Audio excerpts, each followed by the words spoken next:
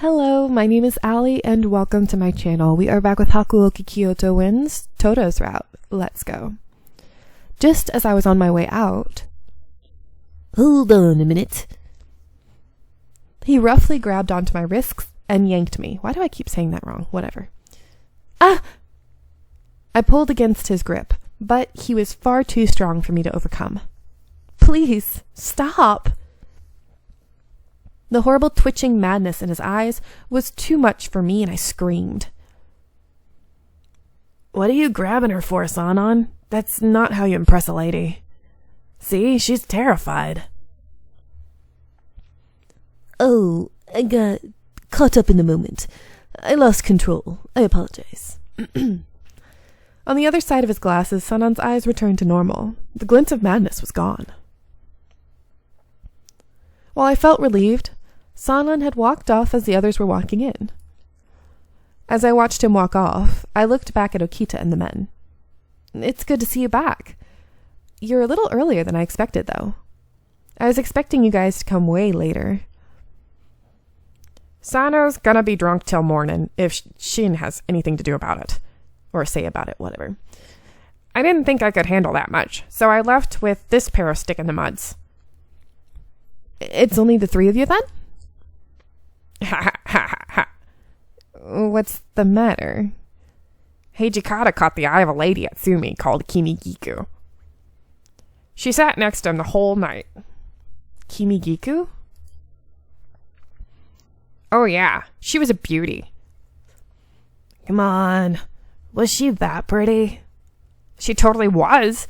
Actually, I'm a little worried Sano might not have enough to pay for her. Jeez. That's so? Meh.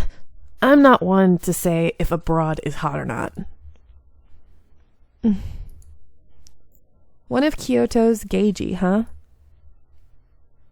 She was probably just as beautiful as Heisuke said. They must have made a beautiful couple. I gazed down at myself, small, plain, and dressed like a boy. Suddenly I felt very sad. Is something wrong? You look unhappy. I love Saito. Oh, no, it's nothing. I imagine you're tired. Perhaps we should leave. You rest well, Yukimura. I will, thank you. Saito must have been looking out for me. As Heisuke began to leave my room, something brought him to an abrupt halt, and he turned to me. Hey, do you get the feeling that Sanan has been acting a little more strange lately? The two were silent, restrained by mixed emotions. Eventually, they both left the room. There's more than just two, unless someone stayed. Even the captains who were with the Shinsengumi since Edo were beginning to grow suspicious of Sanan. I wonder what's going to happen from now on. My nose is itchy. After that, the rest of the warriors who'd gone to Shimabara returned, and they told me in great detail about the Sanjo notice board incident. But, out of everything I'd heard, there was one thing in particular that caught my attention. They told me that when Harada and his men had been attacked at Sanjo Ohashi, one of them had been someone who looked a lot like me. This strange person had tried to impede the Shinsengumi and sided with the Vandals from the Tosa domain. I haven't left the temple, of course, and even if I had been at Sanjo Ohashi, I would never have tried to get in the Shinsengumi's way. But if it wasn't me, then who? What could it mean?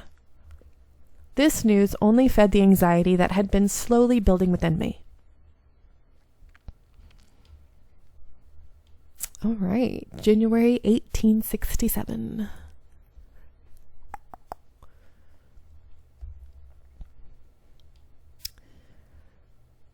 December 1866.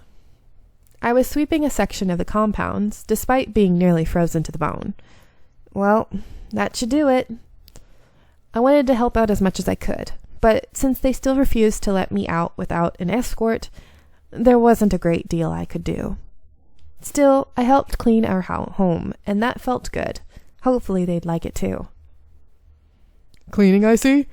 You're certainly hard at work. Oh, hello, Kondo. It's really gotten cold lately, hasn't it? Yes, it has indeed. I've been in Kyoto a while now, but I still can't get used to the weather. He rubbed his hands together and blew on them, in a mostly vain attempt to warm them up. I've picked up a bunch of dead leaves, so I was thinking about roasting potatoes later. Would you like some?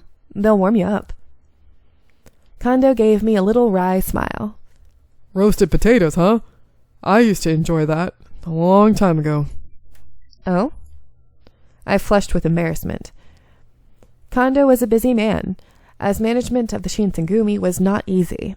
A man like that didn't have time for roasting potatoes. You've been really busy lately. I hope you're taking care of yourself. Oh, right. Well, if I'm busy, then that means that the Shinsengumi is needed. It's an honor. True. In the last several weeks, Kondo and Hijikata had left the temple often to go meet with important shogunate officials. They scarcely had time to breathe, let alone relax. At that moment, most of my thoughts had summoned him. Hijikata appeared. I think I read that wrong. Oh well. Whatever. I was going to pause it and be like, I'll just restart it. But then I realized with this game, you have to kind of reload it. It's annoying every once in a while. So it's like, yeah, now you're just going to have to deal with that error. There you are, Kondo. Oh, Toshi, where were you? I was looking for you. They've chosen the next shogun. It's going to be Lord Yoshinobu Hitotsubashi. I think that's how you say it. I don't know. I'm just going to butcher everything. Him, huh? Well, no one else could probably do it. So he should just buckle down and accept the position instead of making a fuss about it. Toshi, that is not a way we should look at and speak of someone who's becoming the new shogun. They say the man is so wise that he is said to be an incarnate of Lord Ieyasu. Forget it. Doesn't really matter who the shogun is to us anyway. We're just here to fight for them. That's right. If we do our best, that means the shogun and the shogunate are safe and secure. Oh, okay. Only 20 days after Lord Yoshinobu had been officially inaugurated as the new shogun, the emperor suddenly passed away. It was especially hard on the emperor's young sister, Kazunomiya, who had been married to Lord Eimochi and was intended to be a symbol of imperial unification, but everyone, on both sides, was shocked by his death. He was succeeded by the imperial prince, a young boy of only 15 years old. In the turmoil, the activities of the Choshu domain went uninvestigated. The entire country of Japan found itself thrust into rapid motion.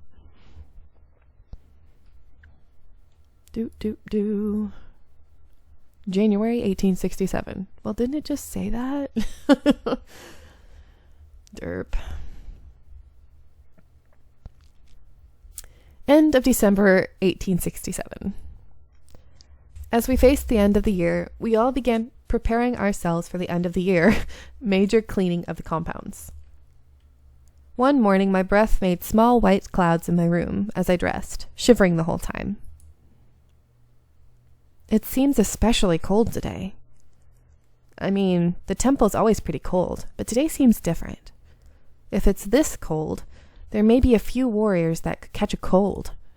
I rubbed my hands together and blew on them in a small attempt to warm my frozen fingers.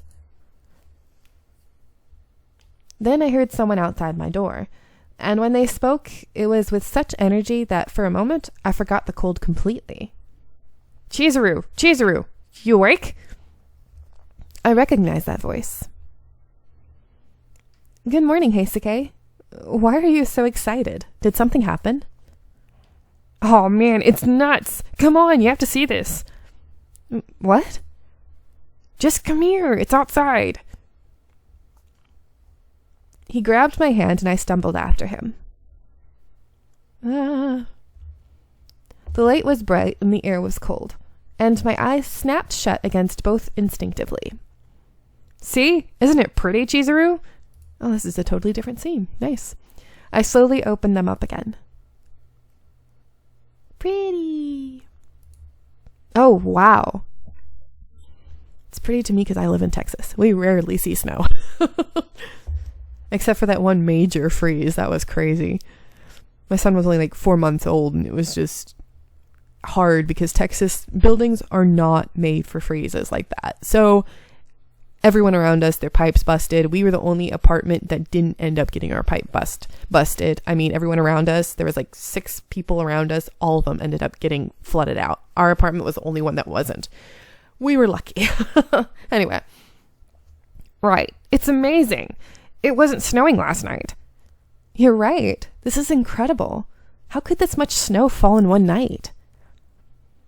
It was the same temple courtyard I'd grown used to seeing every day, but now it looked like an entirely different world. Amidst the snow were a few other familiar things. Good morning. Hey, there you are, Chizuru. Sure is a lot of it, right? My hands are freezing, though. Yeah, you guys are barely wearing anything.